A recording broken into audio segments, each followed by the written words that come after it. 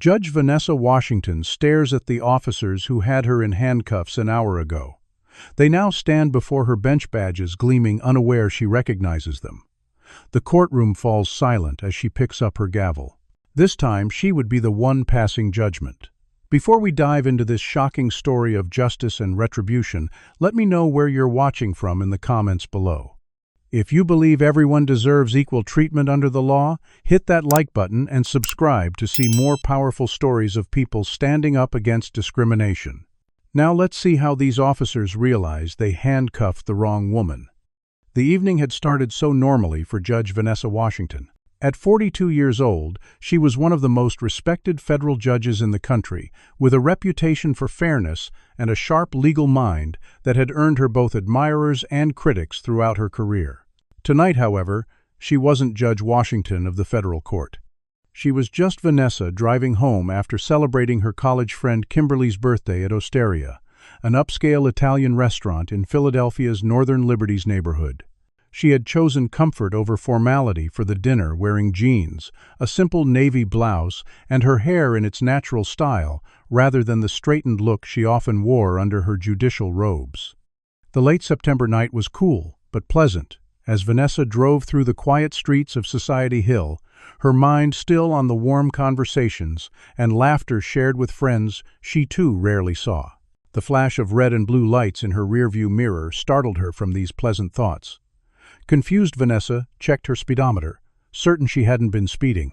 She signaled and pulled over, properly reaching for her purse where her license and registration were stored. Two officers approached her car, one on each side, flashlights beaming into her windows with blinding intensity. The taller one, a white man who appeared to be in his late 30s, rapped sharply on her window. Vanessa lowered it, maintaining the calm demeanor that was second nature to her after years on the bench. Officer Brian Miller, as his nameplate identified him, looked down at her with an expression that immediately put Vanessa on edge. There was something in his eyes, a dismissive hardness that seemed to have formed before he even saw her face. Behind him stood his partner, Officer Kevin Reynolds, younger and with a nervous energy that contrasted with Miller's cold confidence. "Do you know why I pulled you over, ma'am?" Officer Miller asked, emphasizing the last word in a way that made it sound less like a courtesy and more like a slight. "No, sir, I don't." "Was I speeding?" Vanessa replied politely. "You ran that stop sign back on 4th Street," Officer Miller said, his tone suggesting he was bored with this interaction already. Vanessa frowned slightly. She knew with absolute certainty that she had come to a complete stop at every intersection. "Respectfully, officer, I did stop at the sign on 4th. "I always do," she said. Miller's expression hardened. "Ma'am, I saw you roll right through it. License and registration." Vanessa nodded and reached slowly toward her purse on the passenger seat. "Freeze!" Miller suddenly shouted, his hand moving to his holster. "Let me see your hands. Now." Startled, Vanessa immediately raised her hands. "Officer, I was just reaching for my purse to get my ID," she explained, her heart beginning to pound despite her outward composure. "Step out of the vehicle," ma'am, Miller ordered, his hand still hovering near his weapon. When Vanessa hesitated for just a moment, trying to process why this routine stop was escalating so quickly, Officer Reynolds spoke up from the passenger side. "You heard him. Out of the car. Now." Slowly, Vanessa opened her door and stepped out onto the street. "I'm a federal judge," she said calmly. "My identification is in my purse. If you'll allow me to get it." Officer Miller barked out a laugh. "Yeah, and I'm the Attorney General. Turn around and put your hands on the vehicle." Reynolds snickered at his partner's joke. "This is ridiculous," Vanessa said, her judicial temperament beginning to fray as she realized what was happening. "My name is Judge Vanessa Washington of the Federal District Court. You can verify that easily. People like you are always somebody important, aren't they?" Reynolds said with a smirk. "Always a doctor or a lawyer or now a judge, huh?" His emphasis on "you" made the subtext crystal clear to Vanessa. They saw her only as a black woman, in a nice car, in an upscale neighborhood, and in their minds that spelled suspicion. When Vanessa didn't immediately comply, Miller grabbed her arm and roughly turned her around, pushing her against the car. She felt the cold metal of handcuffs close around her wrists, tight enough to dig into her skin. Vanessa winced, but kept her voice steady. "This is completely unnecessary. I have done nothing wrong." Officer Miller leaned close to her ear.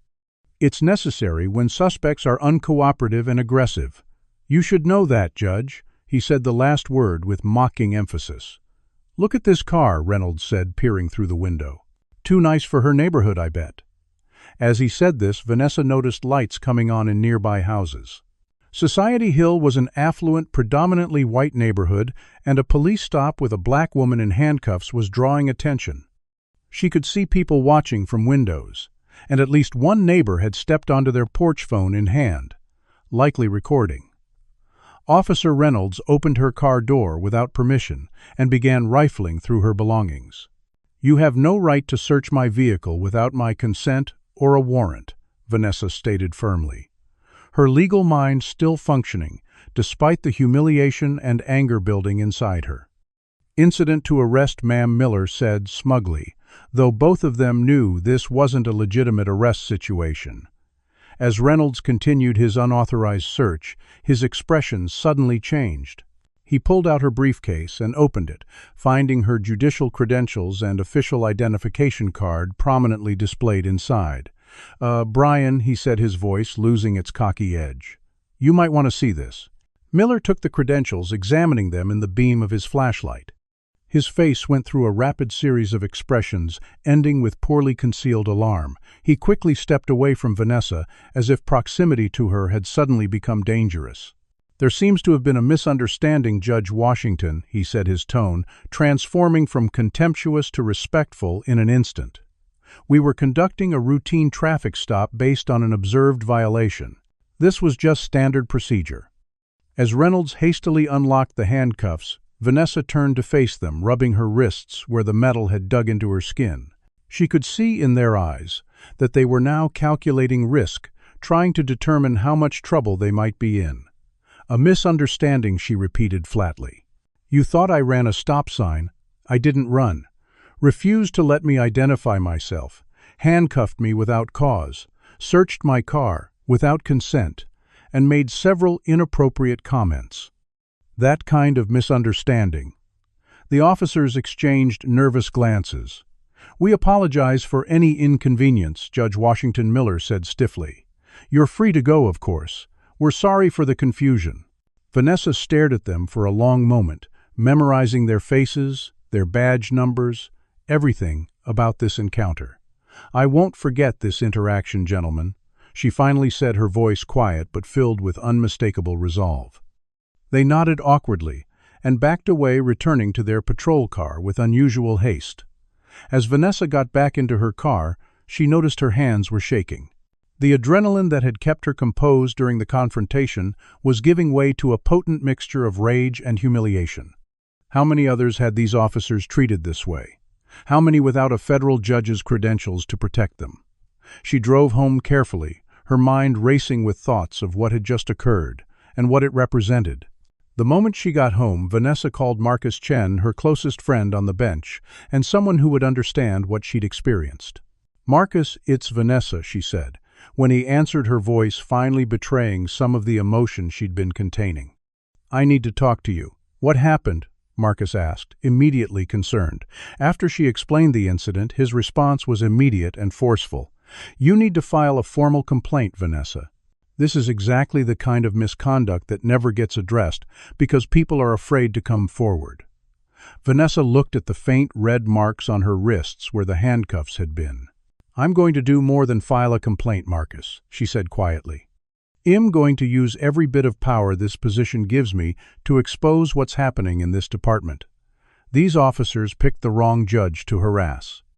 The morning light filtering through her bedroom curtains did nothing to ease Vanessa's troubled mind. She had slept fitfully, reliving the previous night's humiliation each time she drifted off.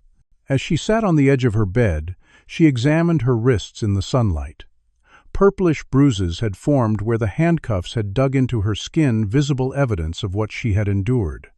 Vanessa took several photos of the bruises from different angles, cataloging the evidence with the methodical precision that had served her well throughout her legal career. Despite the physical discomfort and emotional turmoil, She showered and dressed with particular care, choosing her most formal black suit and taking extra time with her appearance.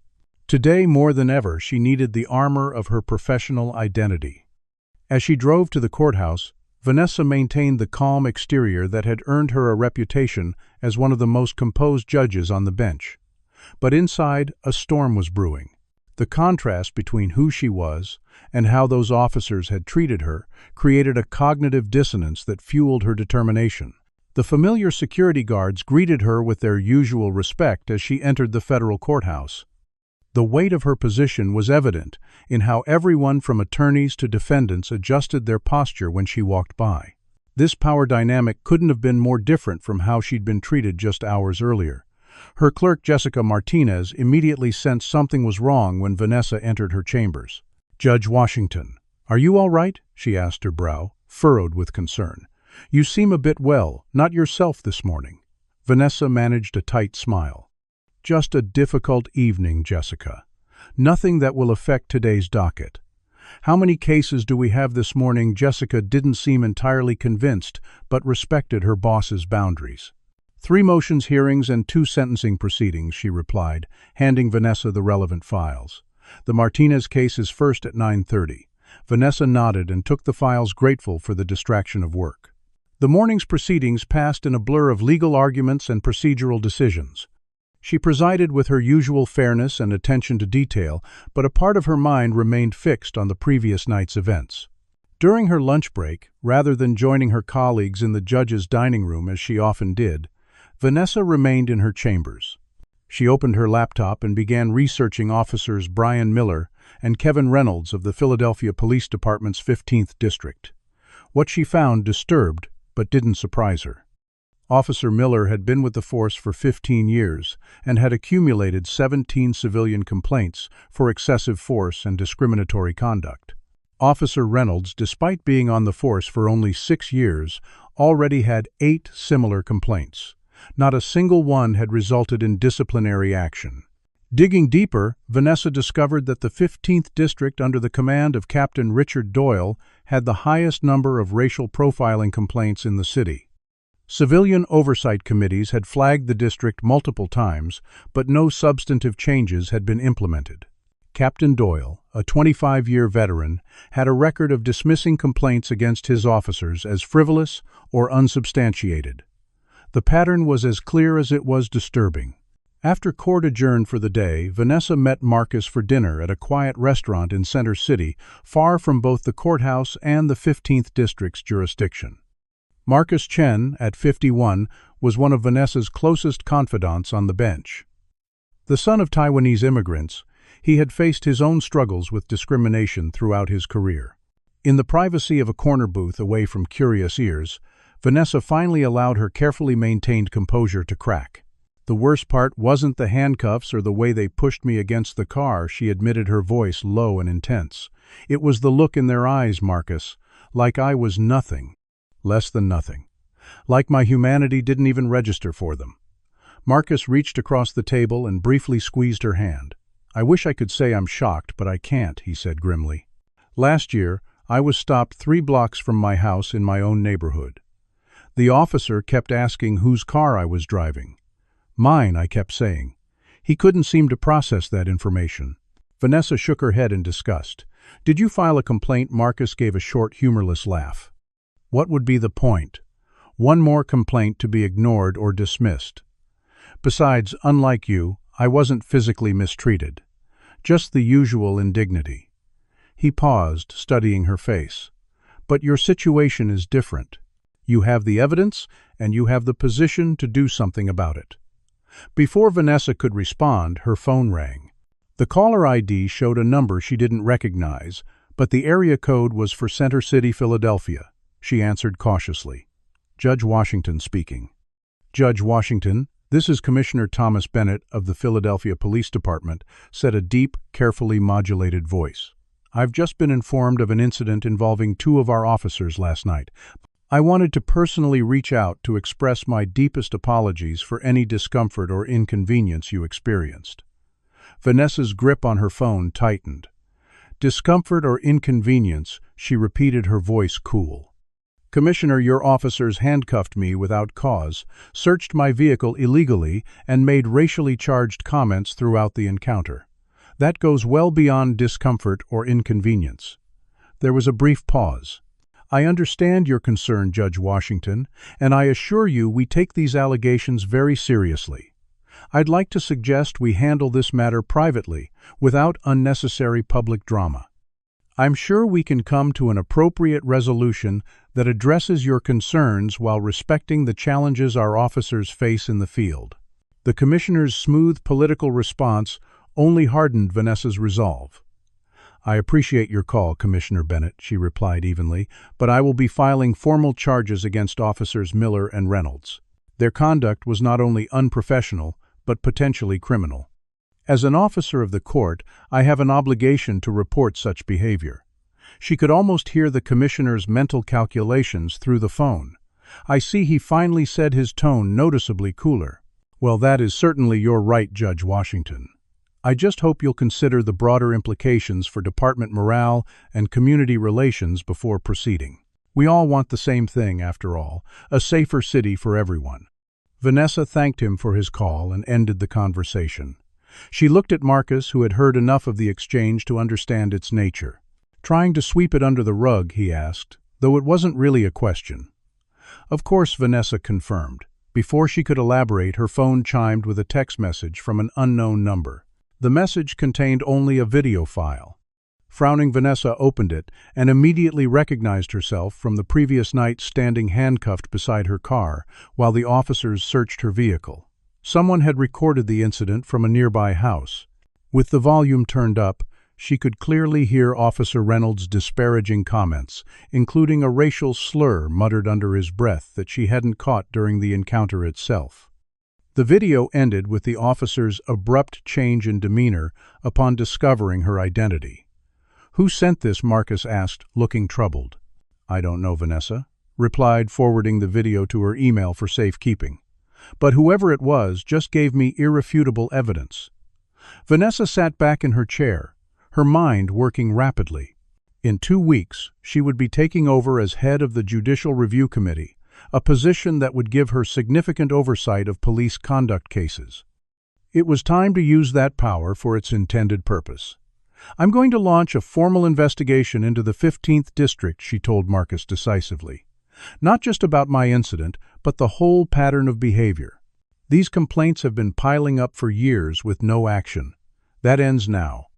When they left the restaurant, Vanessa returned home and spent hours at her dining room table, drafting documentation for a systematic review of police conduct throughout Philadelphia with particular focus on districts with high numbers of racial profiling complaints. As she worked, the image of Officers Miller and Reynolds' faces when they realized who she was kept returning to her mind.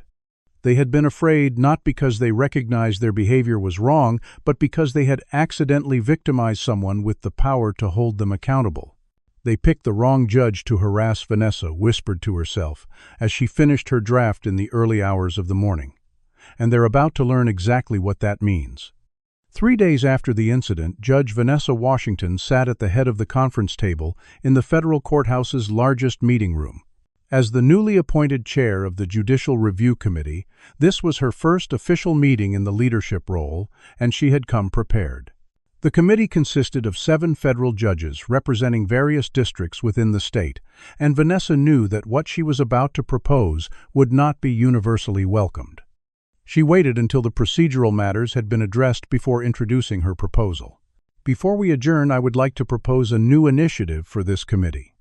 She announced, her voice steady and authoritative as she distributed folders to each member. "I am recommending we launch a comprehensive investigation into police conduct across Philadelphia, with specific focus on the 15th District, which has accumulated an alarming number of civilian complaints regarding racial profiling and excessive force." The room fell silent as the other judges opened their folders, reviewing the meticulously compiled statistics and case summaries Vanessa had prepared. Judge William Hargrove, a 65-year-old white man with close ties to law enforcement, was the first to respond. His face had grown increasingly flushed as he read through the materials. "Judge Washington, While these statistics are certainly interesting, I fail to see why our committee should suddenly involve itself in what are essentially internal police matters, he said, his tone dismissive. There are established procedures for handling civilian complaints. Vanessa had anticipated this reaction. The established procedures have demonstrably failed. Judge Hargrove, she replied calmly. Over the past 5 years, the 15th District has received 127 complaints of racial profiling and excessive force. Not a single one has resulted in disciplinary action. As federal judges, we have a responsibility to ensure equal protection under the law for all citizens. I believe systematic police misconduct falls squarely within our purview. Judge Hargrove's expression hardened. With all due respect, Judge Washington, this seems rather personal. I understand you recently had an unfortunate encounter with officers from this district. Perhaps you're allowing that experience to cloud your professional judgment. A murmur ran through the room. News of Vanessa's detention had evidently spread through the courthouse grapevine. Vanessa kept her expression neutral, though inwardly she seethed at Hargrove's transparent attempt to undermine her. My personal experience brought this issue to my attention. Yes, she acknowledged. But the data speaks for itself. This is not about one incident, but a pattern of behavior that threatens the constitutional rights of Philadelphia citizens. Before Hargrove could respond, Judge Marcus Chen spoke up. I've reviewed these materials, and I find them deeply concerning, he said, directing his comments to the entire committee rather than just Vanessa. He proceeded to highlight several key statistics from the report, including the racial disparities in traffic stops and the concentration of excessive force complaints in predominantly Black and Latino neighborhoods. The discussion grew heated, with clear divisions emerging among the committee members. Judge Hargrove and 2 others strongly opposed the investigation, suggesting it would damage the committee's relationship with law enforcement and exceed their authority. Vanessa Marcus and 1 other judge argued forcefully for the necessity of oversight. The remaining judge, an older woman who had been quietly listening, finally broke her silence. I move. We put Judge Washington's proposal to a vote, she said simply. The committee secretary conducted the vote, and by a narrow margin of 4-3, the investigation was approved. Hargrove gathered his papers with barely concealed anger. You're making a serious mistake, he warned Vanessa as the meeting adjourned. This will not end well for anyone involved. As Vanessa left the courthouse that afternoon, she was approached by a woman with a press badge who had clearly been waiting for her. Judge Washington. I'm Zoe Martinez from the Philadelphia Inquirer, she said, falling into step beside Vanessa. I was hoping to ask you about the incident with police officers earlier this week and rumors that you're launching an investigation into the department. Vanessa assessed the reporter quickly. The story would come out regardless, and she preferred to shape the narrative rather than react to it.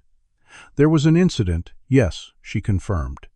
I was inappropriately detained by officers from the 15th District in what appeared to be a case of racial profiling.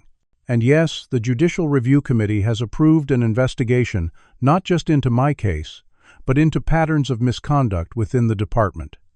I'm committed to full transparency throughout this process, Ms. Martinez. But I won't be discussing specific details of the investigation until we've completed our preliminary findings. The reporter looked surprised at Vanessa's forthrightness, but quickly recovered. When can the public expect these preliminary findings, Judge Washington? And how do you respond to suggestions that this investigation might be motivated by personal grievance rather than objective concerns? Vanessa met the reporter's gaze directly. Justice isn't personal, Miss Martinez. It's either present or it's absent. Our investigation will determine which is the case in the 15th District. That evening, as Vanessa prepared dinner in her kitchen, her phone began ringing repeatedly with calls from blocked numbers. When she finally answered one, a distorted voice simply said, "Back off if you know what's good for you," before hanging up.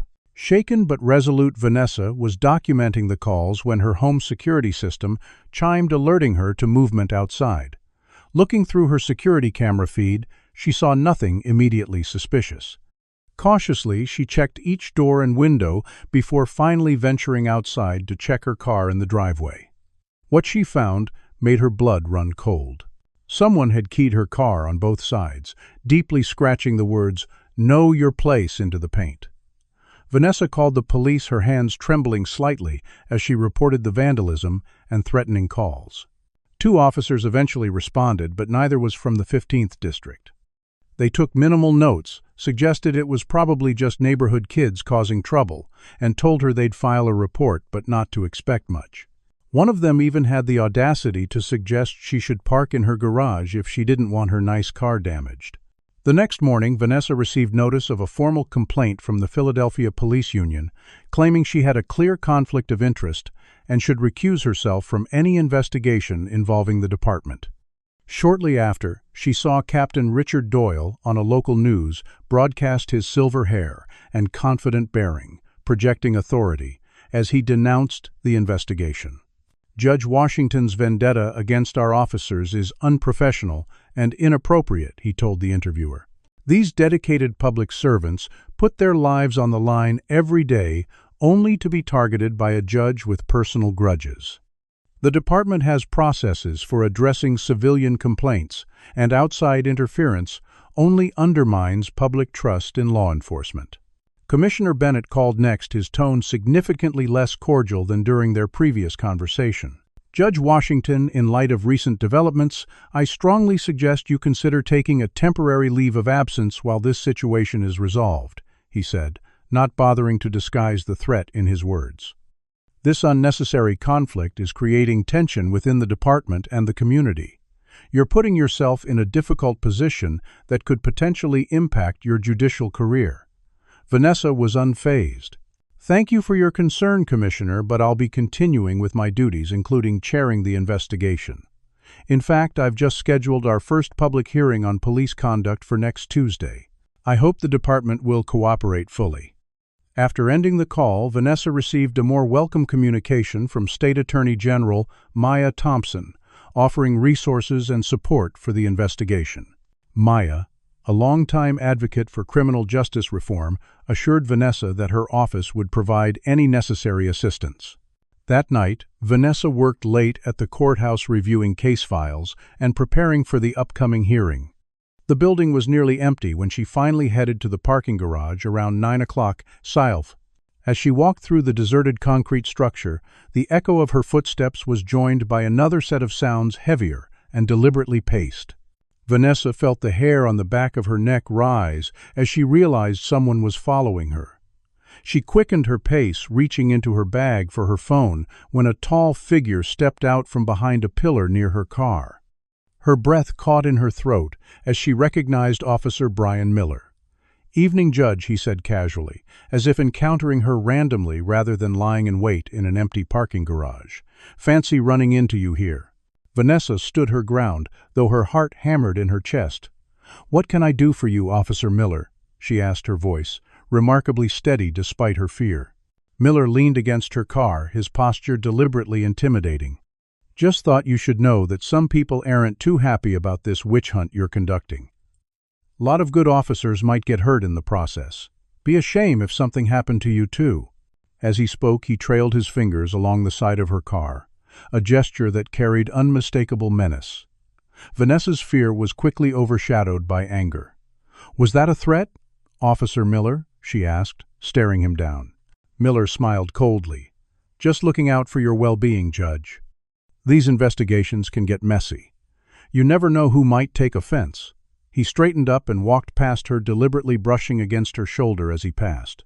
"Consider it friendly advice," he called over his shoulder as he disappeared into the dimly lit garage, leaving Vanessa shaken but more determined than ever. Have you ever experienced discrimination from someone in a position of authority? Comment number 1. If you believe police officers who abuse their power should be held accountable no matter who they target. Hit that like button if you think Judge Washington is right to stand her ground in this fight for justice. Subscribe to our channel for more powerful stories about people who refuse to be silenced when facing injustice. Now, with powerful enemies emerging from the shadows, will Judge Washington find the allies she needs to take on a corrupt system, or will the forces against her prove too powerful even for a federal judge? Let's continue this incredible journey. The next morning, Vanessa met with civil rights attorney Lamar Johnson in a small coffee shop several blocks from the courthouse. Johnson had been fighting cases against the Philadelphia Police Department for nearly 2 decades, and his expertise would be invaluable to her investigation.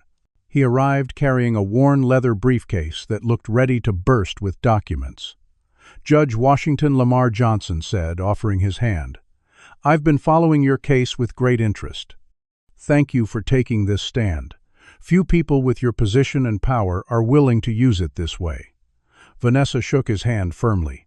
"Please call me Vanessa when we're not in court. And thank you for meeting me. I suspect you have insights into the 15th District that won't appear in any official records." Johnson's expression was grim as he opened his briefcase. "What I have is evidence of a systematic pattern of abuse that's been ignored for years," he said, pulling out a thick folder of case files. He spread several photographs across the table, showing injuries sustained by civilians during encounters with officers from the 15th District. For the next hour, Johnson walked Vanessa through dozens of cases he had handled, involving police misconduct, many featuring the same officers, including Miller and Reynolds. The similarities to her own experience were striking, though most victims had suffered far worse treatment. There was Darnell Jackson, a college student handcuffed and beaten during a traffic stop; Maria Gonzalez, a grandmother Pepper, sprayed in front of her grandchildren for questioning why officers were searching her home; and Tyler Williams, a 13-year-old boy thrown to the ground and handcuffed for playing with a toy gun in a park.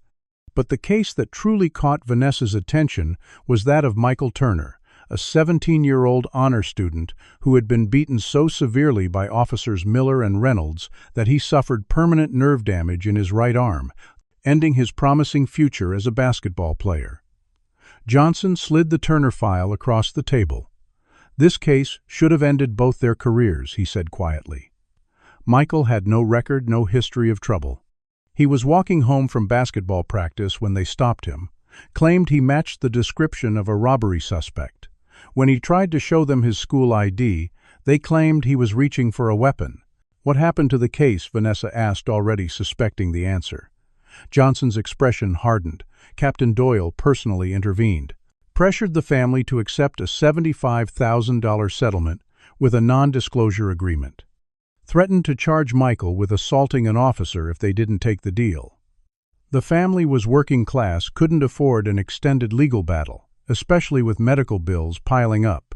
"I tried to convince them to fight, but I understand why they took the settlement." "It's unconscionable," Vanessa said, her jaw tight with anger. The more she learned, the more convinced she became that the problems in the 15th District went beyond a few bad officers to something deeply systemic. "We need to work together on this, Mr. Johnson. Your expertise and case knowledge, combined with the authority of the Judicial Committee, could finally break this pattern." Johnson nodded, a cautious hope in his eyes. "I'm all in, Judge Washington. These officers have operated with impunity for too long." While Vanessa was building her coalition of supporters, forces were aligning against her. Police Union President Frank Morris launched a media campaign questioning her impartiality and suggesting the investigation was an attack on all law enforcement. Several local news outlets ran pieces with headlines like "Judge's Vendetta Against Police Undermines Public Safety and Is Anti-Police Bias Influencing." The federal bench social media became a battleground with hashtags both supporting and attacking Vanessa, trending locally. For every citizen who shared their own story of police misconduct, there was another defending the officers and attacking Vanessa's character and motives. Judge Hargrove filed a formal ethics complaint against her, with the Judicial Board claiming her personal involvement in a case she was investigating violated judicial standards. The complaint forced Vanessa to spend valuable time preparing a formal response, documenting why her involvement strengthened rather than compromised the investigation.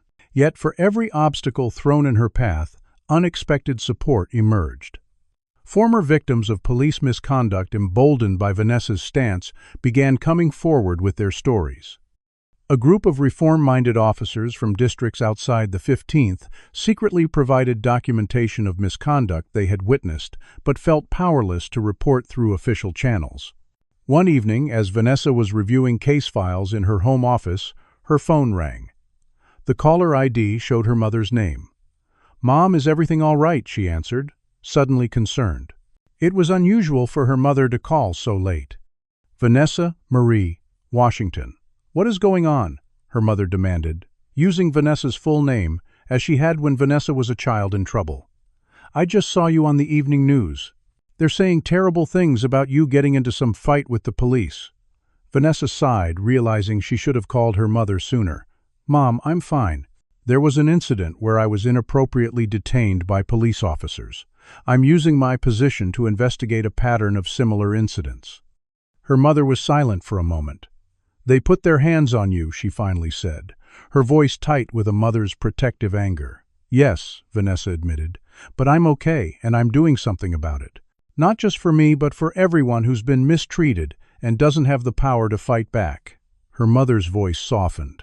"I raised you to stand up for what's right, but I worry about you, baby. These people have guns and badges. They protect each other. Don't underestimate how far they'll go. I'm being careful." Mom Vanessa assured her, though. As she spoke, she glanced at the new security system she'd had installed that morning. After more reassurances, she ended the call and returned to her work, though her mother's concerns lingered in her mind. At the courthouse the next day, Vanessa noticed subtle changes in how staff interacted with her. Some administrative personnel seemed to avoid eye contact or find reasons to cut conversations short. Others went out of their way to offer support, like the security guard who quietly told her, "My son had a run-in with those same officers last year. Thank you for doing this, Judge." In her chambers, Marcus stopped by to warn her that Chief Judge Walter Phillips had expressed concerns about the publicity surrounding the investigation. "He's worried about the image of the court," Marcus explained. "And honestly, he's facing pressure from political figures who have relationships with the police department." Vanessa appreciated the warning, but remained undeterred. If maintaining the court's image means ignoring injustice, then the image isn't worth preserving, she told Marcus. Later that afternoon, Vanessa received a plain manila envelope with no return address. Inside were personnel files for several officers from the 15th District, including Miller Reynolds and Captain Doyle. The files contained information that had been omitted from the official versions provided to the Judicial Committee, including disciplinary actions that had been started but never completed, civilian complaints that had been filed but never, plaints that had been filed but never, formally recorded, and performance reviews that contradicted the glowing public accounts of the officer's service. A sticky note attached to the files simply read, "Not everyone wears the badge the same way." That evening, as Vanessa drove home, she noticed a police cruiser pull out behind her. It followed her all the way to her house, maintaining a consistent distance that made it clear this was deliberate surveillance rather than coincidence. When she parked in her driveway, the cruiser parked across the street. Vanessa entered her home, closed the door, and called the police dispatch center. "This is Judge Vanessa Washington," she said when the dispatcher answered. "There's an unmarked police cruiser parked outside my home. Can you tell me if there's been an officer assigned to my residence?" After checking, the dispatcher informed her that no units had been dispatched to her address or assigned to any protection detail for her. Vanessa thanked her and hung up, then moved to a window where she could discreetly observe the vehicle. For over 2 hours, the cruiser remained in place, the officer inside occasionally, using a pair of binoculars to look at her house. Finally, Vanessa decided to document the intimidation. She took several clear photographs of the vehicle, capturing its license plate and the officer behind the wheel. Almost as if sensing he was being photographed, the officer started the engine and drove away shortly after, but the message had been delivered. Vanessa was being watched, and they wanted her to know it. The day of the first public hearing arrived with a media circus atmosphere surrounding the federal courthouse.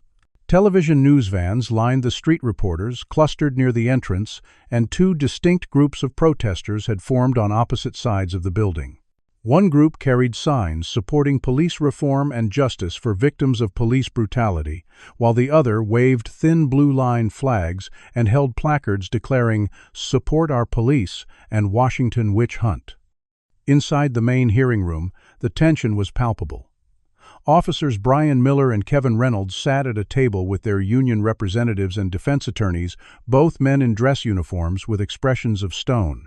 Captain Richard Doyle sat directly behind them, his silver hair immaculately groomed and his face a mask of professional indignation. Commissioner Bennett observed from the back row, surrounded by his executive staff, his presence, making clear the department's unified opposition to the proceedings. On the other side of the room sat many of the victims Lamar Johnson had introduced to Vanessa, including Michael Turner and his family. The young man's right arm hung slightly awkwardly at his side, a visible reminder of the permanent damage inflicted during his encounter with Miller and Reynolds. At precisely 9 o'clock, Vanessa entered and called the hearing to order. She wore her judicial robes, the ultimate symbol of her authority in this setting, and her expression was one of absolute determination. "Before we begin hearing testimony, I want to make one thing absolutely clear," she stated, her voice carrying throughout the now silent room. "These proceedings are not about attacking law enforcement as a whole. They are about upholding the fundamental principle that no one, regardless of their position or the uniform they wear, is above the law. Equal justice under law is not merely the inscription on the Supreme Court building, it is the bedrock of our entire legal system." Throughout the morning, victim after victim testified about their experiences with officers from the 15th District. Some broke down in tears, others spoke with quiet dignity, but all told stories with disturbing similarities, painting a picture of a district where aggressive policing and racial profiling were standard practice rather than exceptions. Michael Turner's testimony created a particularly powerful moment. The teenager spoke softly but clearly as he described how his encounter with officers Miller and Reynolds had not only caused permanent physical damage, but had fundamentally changed how he viewed authority figures and his place in society. "Before that night, I believed what my parents taught me, that if I worked hard and followed the rules, I could be anything I wanted to be," he said, looking directly at the officers as he spoke. "Now I understand that for some people, no matter what I achieve or how I behave, I'll always be seen as a threat first and a human being second." As Michael detailed the beating he had received and the subsequent pressure to accept a settlement, Officer Miller maintained his impassive expression, but Reynolds began to show signs of discomfort, shifting in his seat and avoiding eye contact with the young man. When it was finally Officer Miller's turn to testify, he presented a starkly different narrative. According to him, Vanessa had been confrontational from the beginning of their encounter, refusing to comply with simple requests and making sudden movements that justified their caution. He portrayed himself and Reynolds as officers simply following protocol with a non-compliant subject. During Judge Washington's detention, she was argumentative and refused to follow lawful commands, Miller stated with practiced confidence. "At no point did Officer Reynolds or I use excessive force or make any inappropriate comments. We conducted ourselves with professionalism throughout the encounter, and only when we discovered her identity did she become cooperative." When Officer Reynolds took the stand, however, inconsistencies in their accounts began to emerge. His recollection of several key details differed from Miller's, particularly regarding who had initiated the handcuffing and whether Vanessa had been given an opportunity to identify herself before being detained. Under Vanessa's careful questioning, Reynolds appeared increasingly nervous several times, looking to Captain Doyle as if seeking guidance. Captain Doyle's testimony was perhaps the most combative of the day. He defended his officers, vigorously describing both Miller and Reynolds as exemplary members of the force with outstanding service records. "These officers work in one of the most challenging districts in the city," he asserted. "They make split-second decisions in high-pressure situations every day. Monday morning quarterbacking their actions from the comfort of a courtroom fails to acknowledge the realities they face on the street."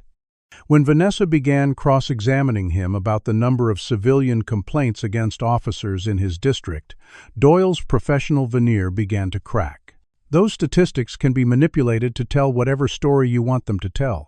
Judge Washington," he said, his tone growing hostile. "The reality is that criminals often file complaints as a way to retaliate against officers who arrest them. My job is to protect my officers from frivolous accusations that could damage their careers." Vanessa maintained her judicial composure as she methodically presented evidence of how many complaints had been filed against the 15th District compared to other districts with similar crime rates and demographic profiles. The disparity was stark and difficult to explain away. "You're suggesting that the citizens in your district are uniquely prone to filing false complaints compared to citizens in other districts with similar crime rates. Captain Doyle," she asked, her tone making clear the absurdity of such a proposition. Doyle's face flushed with anger. "What I'm suggesting, Judge Washington, is that this entire proceeding is a personal vendetta by someone who thinks her judicial robes entitle her to special treatment." The room erupted in murmurs at this direct attack, which Vanessa quickly silenced with a rap of her gavel. She fixed Doyle with a steady gaze. "Captain, I'll remind you that you're under oath, and that contempt of court is a serious matter. Please restrict your answers to the questions asked." As the hearing concluded for the day, Vanessa was handed a folded note by a court officer. Opening it discreetly, she read, "Need to speak with you privately. What I said on the stand wasn't the whole truth. Officer Reynolds." Looking up, she saw Reynolds engaged in what appeared to be a heated argument with Miller and Doyle in the back of the room. Reynolds noticed her watching and quickly looked away, but not before Vanessa caught the expression of conflict on his face. Commissioner Bennett made a brief statement to the press gathered outside, walking a careful line between defending his department and acknowledging concerns. "The Philadelphia Police Department is committed to the highest standards of professional conduct," he told the cameras. "While we stand by our officers, we also recognize that there are always areas for improvement in how we serve our community. We look forward to addressing any legitimate concerns raised during these hearings." Later that evening, Vanessa met with Officer Reynolds at Marcus's home, having arranged the meeting through a secure channel to ensure privacy. Reynolds arrived looking nervous, constantly glancing over his shoulder as if expecting to be followed. "I'm risking everything by being here," he said, as soon as Marcus showed him into the living room where Vanessa waited. "If Doyle or Miller find out, in talking to you, my career is over." "That might be the least of your concerns," Vanessa replied evenly. "You've already committed perjury in your testimony today." "Why should I believe anything? You tell me now." Reynolds ran a hand through his hair, his facade of confidence completely gone. "Because I've got evidence," he said. "Stuff that could bring down not just Miller, but Doyle too. I wanted to come forward before, but I was afraid." Reynolds pulled out his phone and showed Vanessa a series of videos he had secretly recorded during district meetings. In one particularly damning clip, Captain Doyle could be clearly heard instructing officers on how to conduct stops in ways that targeted minority neighborhoods while avoiding accusations of racial profiling. Reynolds also revealed a quota system for arrests in certain areas, with officers being pressured to meet specific numbers, regardless of actual criminal activity. These weren't just bad apples acting on their own. Reynolds explained the term coming from the department's frequent defense that misconduct was limited to a few problem officers. This is policy coming down from Doyle, and I think from higher up too. As Reynolds prepared to leave, he turned back to Vanessa with a final warning. "Be careful, Judge. Doyle has friends in places you wouldn't expect all through the department and city government. There's a reason no one's been able to touch him all these years."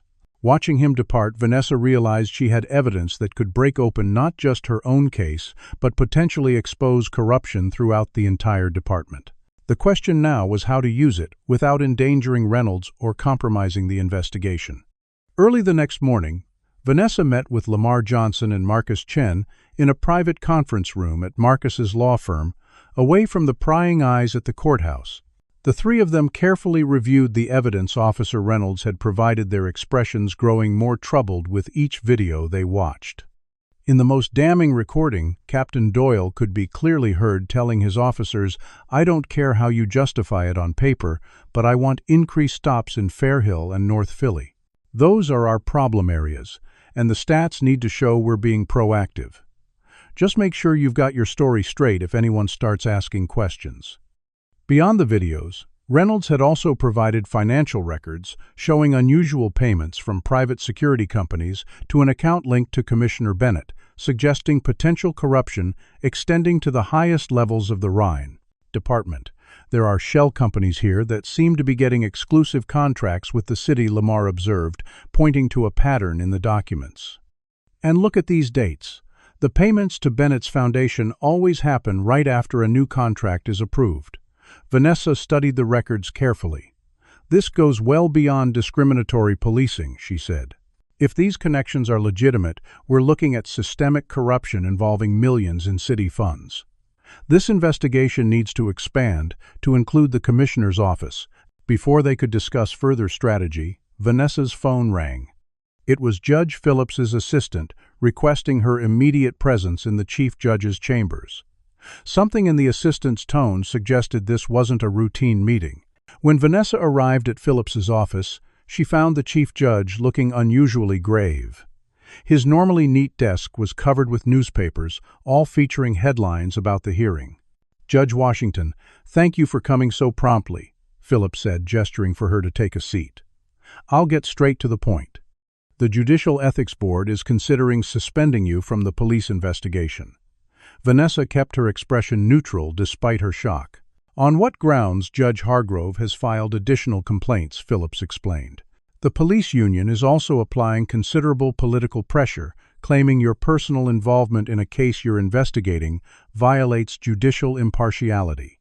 Phillips sighed, removing his glasses to rub the bridge of his nose. "Vanessa, off the record, I think you're doing important work here. But the criticism that you're too personally involved has merit. Perhaps it would be best if you recused yourself to preserve the integrity of the judiciary while allowing the investigation to continue under different leadership."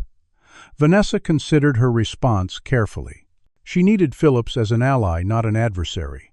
"With respect, Judge Phillips, my personal experience gives me insight that strengthens rather than compromises this investigation." She paused, then decided to take a calculated risk. "And there's something else you should know." She proceeded to outline some of the new evidence she had uncovered, being careful not to reveal Reynolds as her source. Phillips listened with growing concern, his expression shifting from skeptical to troubled as she spoke. "This is extremely serious," he finally said. "If even half of what you're suggesting is true, we're looking at one of the biggest police corruption scandals in the city's history." He studied her face for a long moment. "I'll hold off the ethics board for now, but Vanessa, you need to be exceptionally careful both in how you proceed legally and for your own safety. These are powerful people you're challenging." That evening, as Vanessa left the courthouse and approached her car in the parking garage, she immediately sensed something was wrong. The vehicle sat at an odd angle, and as she got closer, she could see that one of the tires was completely flat. Frustrated but not particularly alarmed, she called her roadside assistance service. The mechanic who arrived took only a few minutes to identify the problem. "Ma'am, this wasn't an accident," he told her, pointing to a clean cut along the sidewall of the tire. "Someone slashed your tire. And while I'm looking at it," he added, crouching to examine the underside of the car, "you might want to have your brake lines checked too. There's fluid leaking that shouldn't be." A cold chill ran down Vanessa's spine. She called for a tow truck and had the car taken directly to her regular mechanic, who confirmed her worst fears. Someone had partially cut her brake lines, not enough to cause immediate failure, but sufficient to potentially create a dangerous situation at high speed or during an emergency stop. Vanessa filed a police report, but she had no illusions about any serious investigation taking place. The next morning she discovered a letter had been pushed under her front door sometime during the night. Opening it with a pen to preserve any fingerprints, she read the typewritten message, "Accidents happen to judges too. Stay in your lane or find out how dangerous the streets can be." The next day's hearing had barely begun when a court officer approached the bench and whispered urgently in Vanessa's ear. She immediately called for a recess and ordered an evacuation of the courtroom. A bomb threat had been called and specifically targeting the hearing room. Although a thorough search by law enforcement found no explosive devices, the day's proceedings were significantly delayed and disrupted. When the hearing finally reconvened in a different courtroom late that afternoon, Vanessa immediately noticed Officer Reynolds' absence. Court officers attempted to contact him without success. It wasn't until the end of the day that Vanessa learned Reynolds had been arrested the previous night on supposedly unrelated corruption charges involving alleged evidence tampering from years earlier. That same evening, Vanessa received an urgent call from Lamar Johnson. "Someone broke into my office last night," he told her, his voice tight with anger. "They knew exactly what they were looking for, Vanessa. All our files on the 15th District cases are gone. The police are calling it a routine burglary, but nothing else of value was taken." As if the coordinated efforts to derail the investigation weren't enough, media outlets began running stories questioning Officer Reynolds' credibility. Anonymous sources from within the department provided journalists with records suggesting Reynolds had a history of falsifying reports and lying to superiors, casting doubt on any testimony or evidence he might provide. Captain Doyle appeared on several news programs portraying the investigation as a politically motivated witch hunt. "The officers of the 15th District are being vilified for doing their jobs in one of the toughest areas of the city," he told one interviewer. "Judge Washington's personal grudge is endangering public safety by undermining the authority of law enforcement." Meanwhile, Commissioner Bennett held a press conference announcing an internal review that would address concerns while maintaining what he called the essential work of keeping our communities safe. His carefully worded statement made no mention of the specific allegations against the 15th District or its officers. Late that night, Vanessa received a call from a number she didn't recognize. "Judge Washington." "This is Margaret Reynolds, Kevin's wife," said a trembling voice. "They've hurt him. He's in the hospital." Vanessa drove to Temple University Hospital immediately, where she found Margaret Reynolds sitting alone in the waiting room, her eyes red from crying. "He was taken from his cell in the middle of the night," Margaret explained. "They said it was for questioning, but when he got to the room, there were 2 officers waiting for him. No cameras. They broke 2 of his ribs and fractured his eye socket. The official report says he fell during transport." When Vanessa was finally allowed to see Reynolds, she barely recognized him. His face was swollen and discolored, one eye completely shut, and he winced with every breath due to his broken ribs. "Judge Washington," he said, when he saw her, his voice barely above a whisper. "I can't do this. I'm sorry. I made it all up, everything I told you. Just please make this stop. I've got kids." The fear in his eyes was unmistakable, and Vanessa didn't press him. She simply nodded and assured him she understood. As she left the hospital, Vanessa noticed an unmarked police car in the parking lot, and as she drove home, the same car followed her. Instead of leading them to her house, she executed a series of turns through the city, eventually managing to lose the tail in a busy shopping district. Rather than returning home, she drove to Marcus's house, certain now that her own residence wasn't safe. Over a hastily prepared cup of tea, she and Marcus assessed their situation. "This goes higher than we thought," Marcus said grimly. "The coordination between the arrests, the media, leaks the break-in at Lamar's office. It's all too organized to be just Doyle or a few corrupt officers." Vanessa nodded in agreement. "We need protection beyond what local authorities can provide," she said. "And we need it before they find a way to shut down the investigation completely." After discussing their options, Vanessa made a decision that would irrevocably escalate the situation. She placed a call to the FBI field office in Philadelphia requesting an urgent meeting with an agent authorized to investigate police corruption. The move would bring federal scrutiny to what had previously been a local matter, potentially exposing far more people to criminal charges than just the officers directly involved in her case. It was a point of no return, and Vanessa knew it. What would you do if you were in Judge Washington's position? Comment number 1, if you think she's right to involve the FBI, or comment number 2, if you believe she should try to resolve this locally first. Hit the like button if you're stunned by the lengths these corrupt officials are going to silence the truth. Subscribe now to see how deep this corruption goes, and whether Vanessa can overcome the powerful forces aligned against her. The question now isn't just whether justice will be served, but at what cost will Vanessa's courage lead to meaningful change, or will those determined to protect their power destroy her in the process? Let's find out as our story continues. FBI agent Diana Foster had made her career investigating public corruption. At 45, with 15 years of experience in the Bureau, she had seen every variety of official misconduct from bribe-taking judges to embezzling mayors. But as she sat across from Judge Vanessa Washington in a secure conference room at the FBI field office, reviewing the evidence of systematic police corruption, even she seemed disturbed by the scope of what they were uncovering.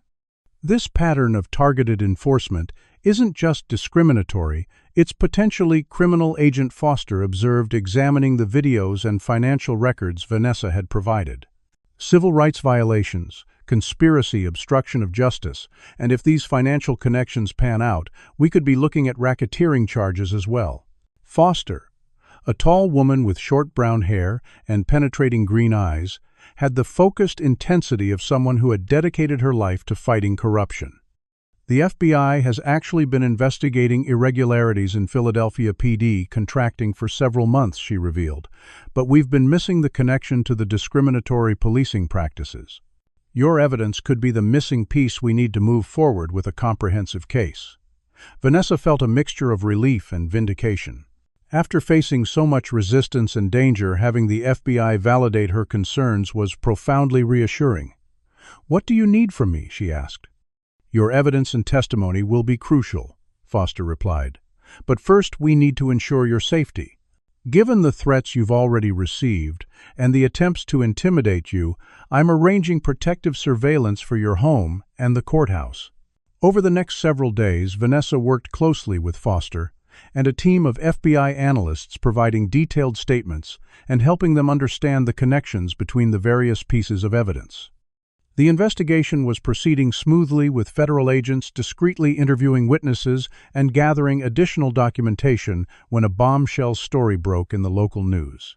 Judge in police investigation had romantic relationship with defendant. She sentenced, screamed the headline of the Philadelphia Inquirer. The article alleged that Vanessa had been involved in an inappropriate relationship with Marcus Davis, a man she had sentenced in a drug case 3 years earlier. The story was accompanied by grainy photos purporting to show Vanessa and Davis meeting at a restaurant, and quoted anonymous sources claiming their relationship had influenced her sentencing decision. The story was completely fabricated. Vanessa had never had any relationship with Marcus Davis beyond sentencing him to the mandatory minimum required by law, and the photos had been deceptively edited to suggest an intimate meeting that had never occurred. But the damage was immediate. Local television news led with the story, social media exploded with discussions of judicial impropriety, and Judge Hargrove filed yet another ethics complaint, this time demanding Vanessa's immediate removal from the bench. Within hours, Chief Judge Phillips called Vanessa to his chambers. "I've been directed by the Judicial Ethics Board to place you on administrative leave pending investigation of these allegations," he told her, his expression grave. He held up a hand to forestall her protest. "Vanessa, I know this is almost certainly a smear campaign, but the board has no choice but to investigate when allegations this serious are made. We have to follow procedure." Commissioner Bennett wasted no time capitalizing on the development, holding a press conference where he expressed deep concern about the integrity of the investigation given these troubling revelations about Judge Washington's personal conduct. He stopped short of directly accusing Vanessa of impropriety, but repeatedly emphasized the importance of impartiality and ethical behavior from those in positions of authority. As Vanessa left the courthouse that day, stripped of her authority to continue the hearings, reporters shouted questions about her alleged relationship with Davis. She maintained her composure, declining to comment other than to state firmly that the allegations were false and would be proven so. Once safely away from the media frenzy, Vanessa called Agent Foster. "They're accessing my personal information," she said, without preamble. "The man they're claiming I had a relationship with, I sentenced him years ago. That information isn't public record, it's in sealed court documents. Someone with access to the court system is feeding them information to create these smears." Foster agreed that the timing and specificity of the allegations suggested inside access. "I'll have our technical team look into it," she promised. "In the meantime, don't discuss the case with anyone at the courthouse, even people you think you can trust." With her official investigation stalled, Vanessa turned to an unlikely ally, a young IT specialist at the courthouse named Tyler Jong, who had always been friendly to her. Meeting him after hours at a coffee shop far from the courthouse, she carefully explained her suspicions without revealing details of the FBI investigation. Tyler listened intently, occasionally nodding. "I can check the access logs for your case files," he offered. "Every time someone opens a file in the system, it leaves a digital fingerprint. If someone's been snooping in your old cases, I'll find out who." 2 days later, Tyler contacted Vanessa with startling news. "Someone accessed the Davis case file 3 times in the week before the story broke," he told her. The login credentials belonged to a clerk in Judge Hargrove's office. But the access point was a computer in the security office, one that Officer Miller signed in to use on those same days. Vanessa immediately shared this information with Agent Foster, who saw an opportunity. "Let's set a trap," Foster suggested. "We'll plant false information about a meeting with a new whistleblower, someone who allegedly has video evidence of Captain Doyle directly ordering discriminatory stops. We'll make it appear in a document on your court computer, then watch to see who accesses it and who shows up at the meeting location." The plan worked better than they could have hoped. When Vanessa and Agent Foster staked out the location, a small park near the courthouse where the fictional whistleblower was supposed to meet, they spotted Captain Doyle himself, waiting in an unmarked car, scanning the area with obvious anticipation. Foster approached the vehicle, showing her FBI credentials. "Captain Doyle," she said. "Interesting place for the head of the 15th District to spend his afternoon." Doyle's face registered shock before quickly recovering. "Just enjoying my lunch break, Agent," he replied smoothly. "Last I checked, that wasn't a federal crime." Yet Foster replied with a thin smile. While Vanessa worked with the FBI to uncover who was accessing her information, Lamar Johnson was pursuing another angle. He had managed to locate Michael Turner's family again despite their relocation after the settlement, and convince them to go public with their full story, including the threats and pressure tactics Captain Doyle had used to silence them. The Turners' appearance on a popular local news program describing in detail how they had been intimidated into accepting an inadequate settlement for their son's injuries created a new wave of public interest in the program's size. Investigation. Following the Turners' brave example, other victims began coming forward, sharing their stories with media outlets and on social media, creating a groundswell of public support for police accountability that was becoming difficult for city officials to ignore. Meanwhile, Judge Marcus Chen made a discovery of his own. While reviewing financial disclosures required of all judges, he noticed that Judge Hargrove had received substantial consulting fees from a security firm with ties to the police union. Using her judicial authority, Vanessa issued subpoenas for the financial records of that firm and several related companies. The records revealed a network of payments to various city officials, including someone in the mayor's office, creating a disturbing picture of systemic corruption that extended far beyond the police department. As Vanessa and her allies were building their case, she received an anonymous phone call from someone claiming to be an officer in the commissioner's office. "They're destroying evidence as we speak," the caller warned. "Bennett knows. The FBI is involved now." Hess ordered a purge of all records related to the 15th District and the contracting irregularities. Working quickly, Vanessa and Agent Foster secured a federal warrant to seize records from police headquarters. When they arrived with a team of FBI agents, they found staff members in the commissioner's office frantically feeding documents into shredders. Foster ordered them to step away from the shredders, immediately showing them the warrant that authorized the FBI to seize all records. Commissioner Bennett arrived while the agents were still boxing up files and electronic devices. His face darkened with fury when he saw Vanessa standing beside Foster, observing the execution of the warrant. "This is a gross overreach of federal authority," Bennett blustered. "These are sensitive police documents essential to ongoing operations. You're endangering public safety." Foster regarded him coolly. "What we're endangering, Commissioner, is a criminal conspiracy to violate citizens' civil rights and misappropriate public funds. Now, if you'll excuse us, we have a lot of documents to process." As Bennett watched helplessly, FBI agents continued removing boxes of records from his office, each potentially containing evidence that could end not just his career, but his freedom as well. The FBI raid on police headquarters became the lead story on every local news outlet and quickly gained national attention. Philadelphia found itself at the center of a growing scandal that raised questions about police practices across the country. Commissioner Bennett, fighting for his professional life, held an emergency press conference where he vehemently denied all allegations of wrongdoing. This federal overreach is based on unfounded accusations, and a personal vendetta, he declared, his normally composed demeanor showing cracks of desperation. The Philadelphia Police Department has always operated with integrity and in accordance with the law. This so-called investigation is nothing more than a political attack designed to undermine public confidence in law enforcement. But even as Bennett publicly maintained his innocence, FBI forensic accountants were uncovering damning evidence. The financial records seized in the raid revealed millions of dollars in suspicious transactions linking Bennett and Captain Doyle to private security companies that had received lucrative city contracts with minimal oversight. The more the FBI dug, the more connections they found between these contracts and the targeted policing practices in minority neighborhoods, suggesting a coordinated effort to criminalize certain communities for financial gain. The wall of silence within the department began to crumble as officers realized the severity of the investigation.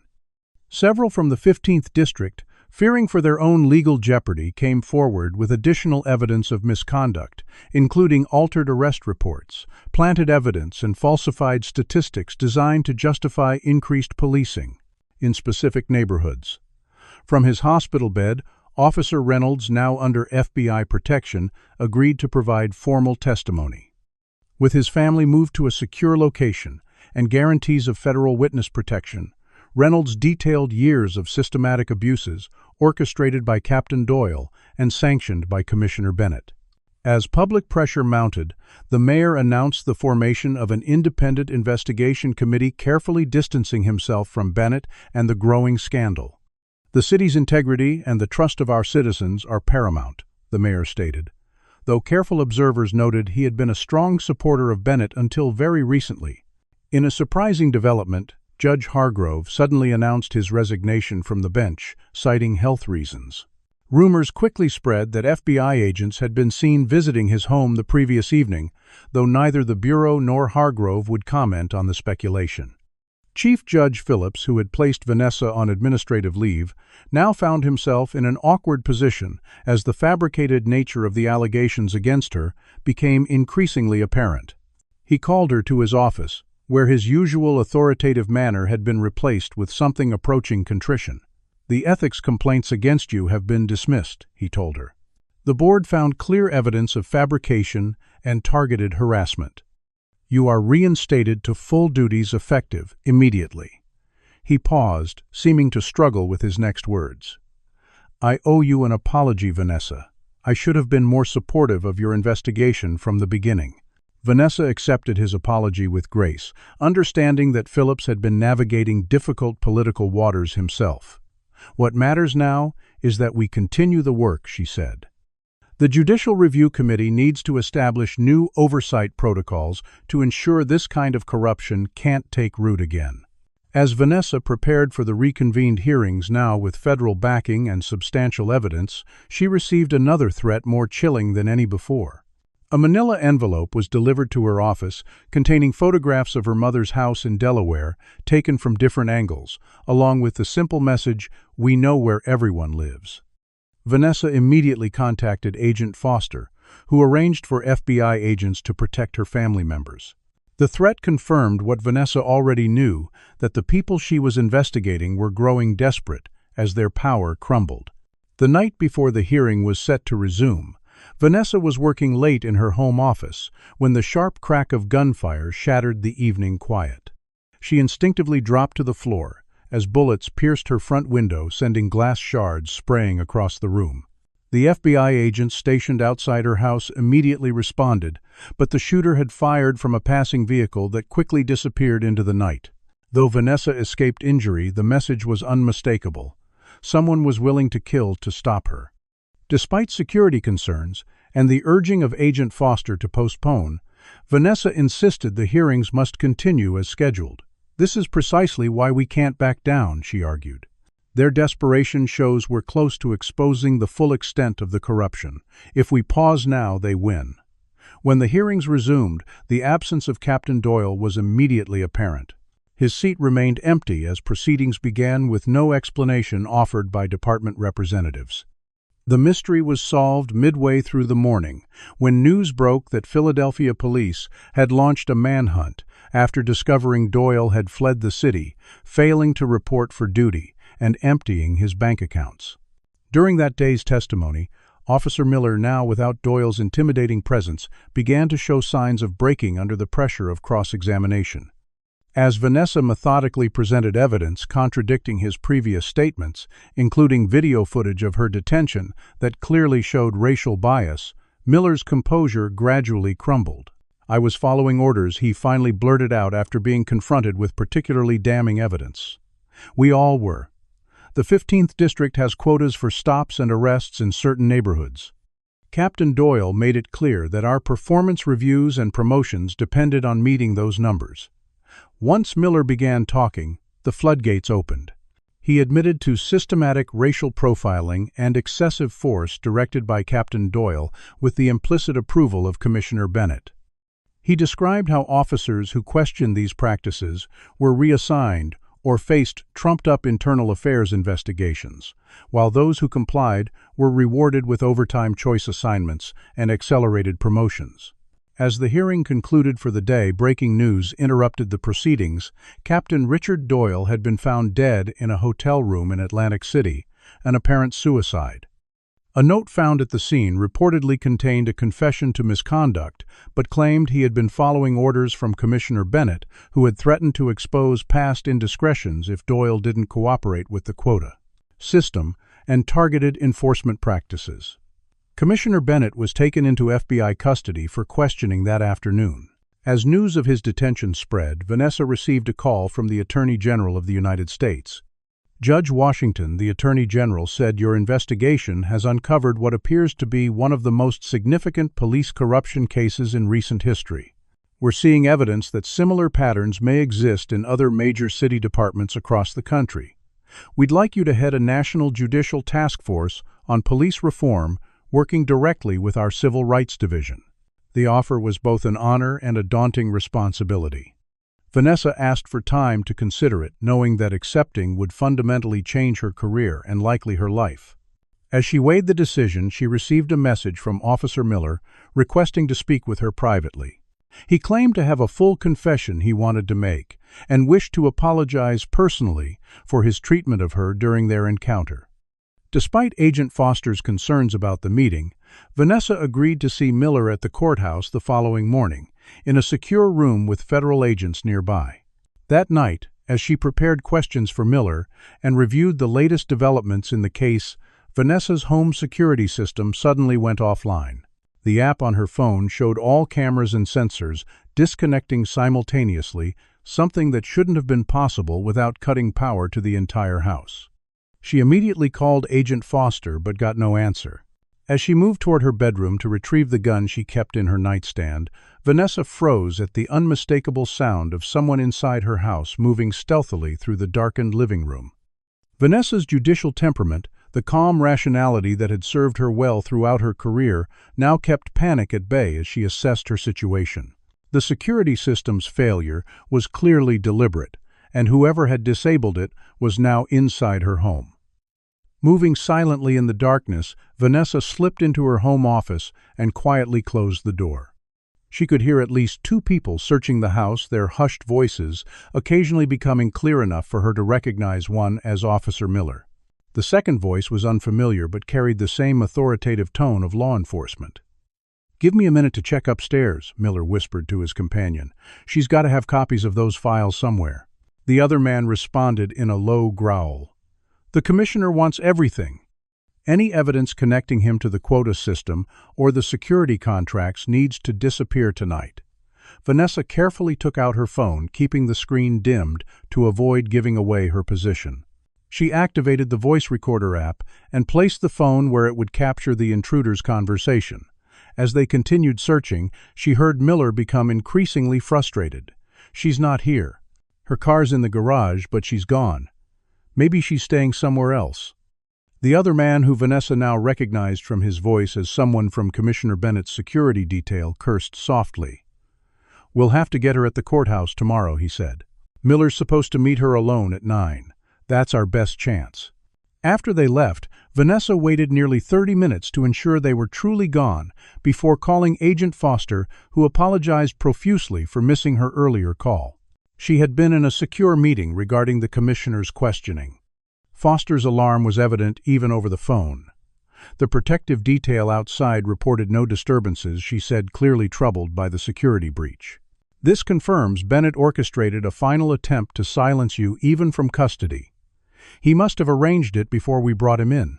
The next morning, instead of going to the courthouse, as planned, Vanessa attended an emergency meeting with the Attorney General and senior FBI officials. They listened to the recording she had made and quickly formulated a plan. A sting operation was set up at the courthouse, with FBI agents posing as security personnel and administrative staff. When Officer Miller and Commissioner Bennett's head of security arrived for the supposed meeting with Vanessa, they were immediately taken into custody. Both men were found to be armed, despite Miller being officially off duty, and the security chief having no authorization to carry weapons in the federal courthouse. Meanwhile, in a development that surprised no one familiar with the case, Commissioner Bennett had attempted to flee the country. He was apprehended at Philadelphia International Airport, boarding a flight to a non-extradition country with over $100,000 in cash in his carry-on luggage. In a press conference that afternoon, the Attorney General announced federal charges against Bennett Miller and 12 other officers and officials implicated in the corruption scandal. The charges ranged from civil rights violations and witness tampering to racketeering, mail fraud, and conspiracy. This case represents one of the most significant police corruption investigations in recent history, the Attorney General stated. The systematic targeting of minority communities for enforcement, combined with the financial exploitation of city resources, constitutes a profound breach of public trust.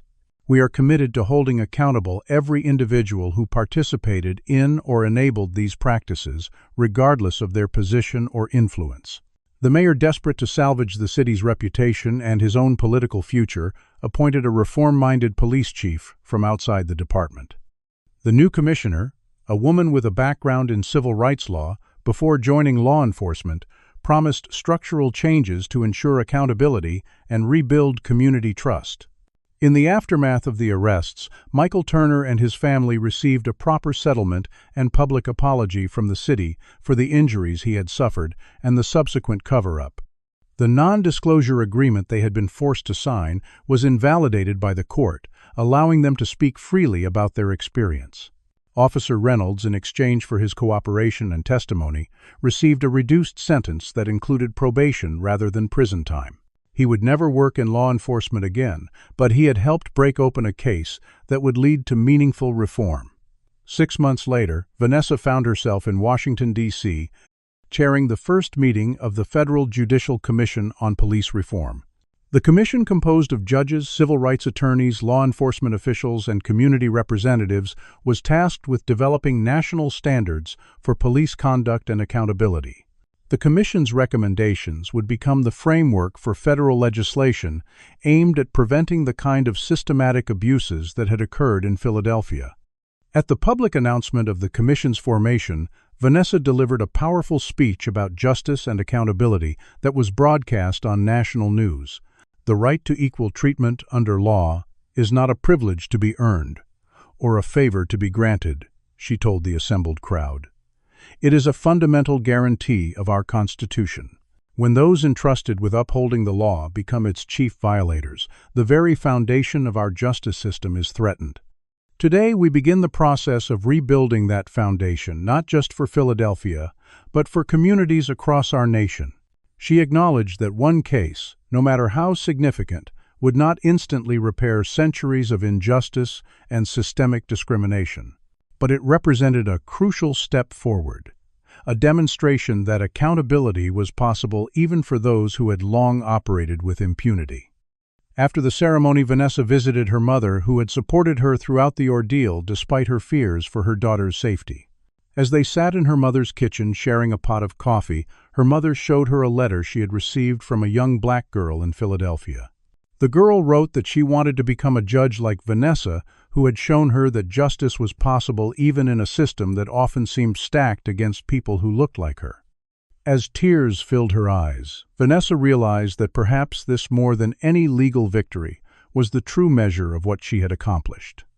The story ends with Vanessa driving home, seeing a police car in her rearview mirror. For a moment, old anxieties surfaced, but when the car signaled for her to pull over, she did so without fear. The young officer who approached her car was respectful from the outset. "You have a taillight out, Judge Washington," he explained, then added, "I just want to say that the reforms you helped implement have changed how we're trained now. We have community accountability sessions every month, and the new use of force policies make both citizens and officers safer. I just wanted to thank you for that."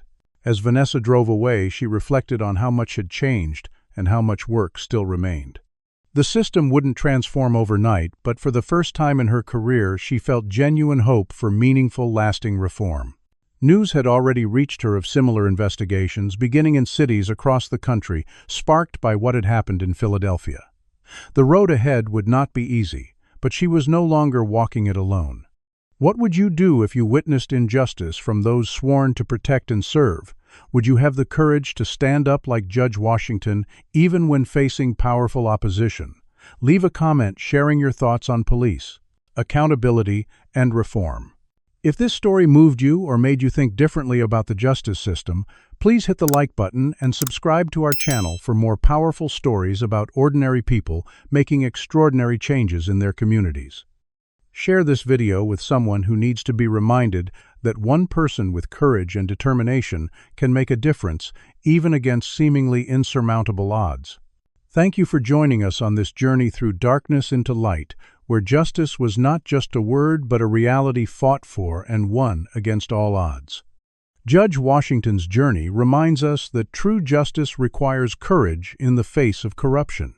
When systems designed to protect instead become instruments of oppression, it takes extraordinary bravery to stand against them. Her story teaches us that no position of power should exempt anyone from accountability.